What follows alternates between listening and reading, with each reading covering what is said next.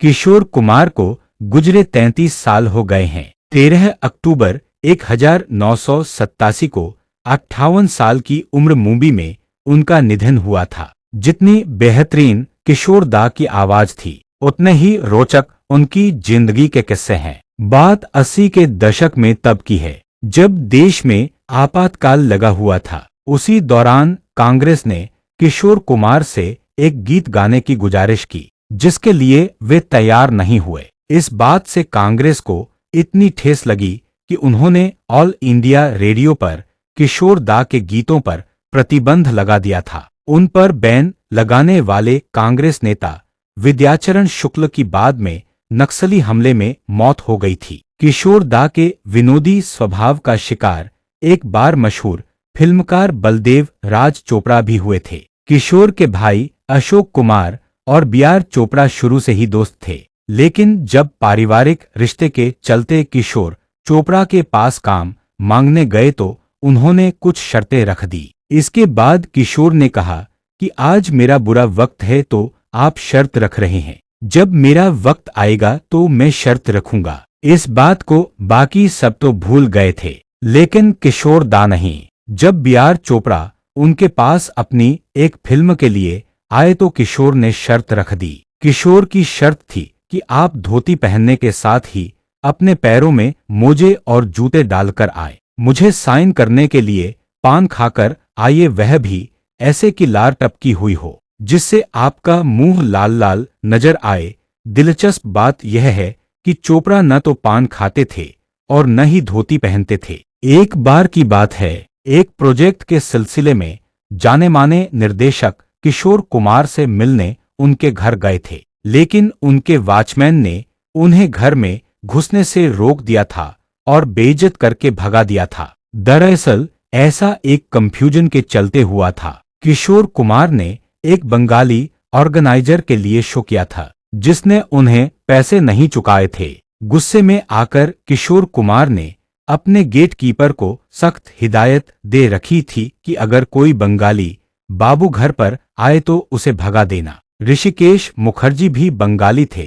Gatekeeper ने उन्हें वही स्टेज शो ऑर्गेनाइजर समझकर भगा दिया था। लोग अक्सर घरों में कुत्ते से सावधान का बोर्ड लगाते हैं, लेकिन किशोर कुमार ने अपने घर के बाहर किशोर कुमार से सावधान का बोर्ड लगवा कर रखा था। एक बार प्रोड्यूसर डायरेक्टर एच.एस. रवेल उन्हें पैसे चुकाने घर गए। पैसे देने के बाद जब वह किशोर कुमार से हाथ मिलाने लगे तो उन्होंने रवेल का हाथ मुंह में डाला और काटने लगे। यह देखकर रवेल सकपका गए तो किशोर बोले, क्या आपने साइन बोर्ड नहीं देखा? किशोर कुमार की अजीबोगरीब हरकतों से परेशान एक डायरेक्टर ने कोर्ट की मदद मांगी थी। उसने बाकायदा कोर्ट से एक एग्रीमेंट लिया ताकि अगर शूटिंग के दौरान किशोर उनकी बात न माने तो वह उन पर केस कर सके। अगले दिन जब किशोर शूटिंग के लिए सेट पर पहुंचे और जैसा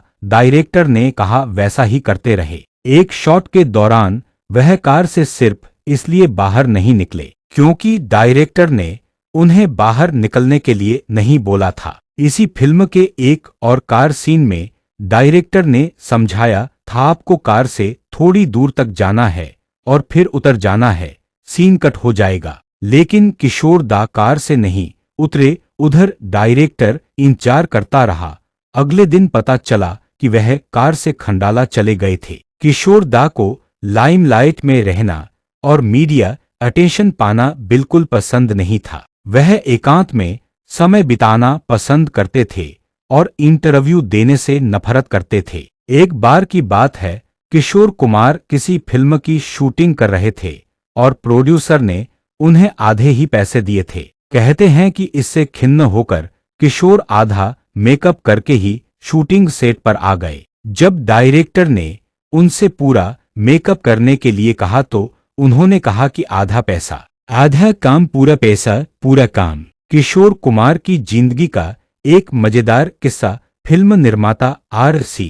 तलवार से जुड़ा हुआ है। एक बार वे उनके साथ काम कर रहे थे, लेकिन आर.सी. तलवार ने उन्हें आधे पैसे दिए। फिर क्या, किशोर दा तो थे ही अपने उसूल के पक्के। वे रोज सुबह तलवार लेकर निर्माता के घर के सामने पहुंच जाते थे और जोर जोर से चिल्लाने लगते थे, हे तलवार दे दे मेरे 8,000, हे तलवार दे दे मेरे 8,000 पूर्णविराम।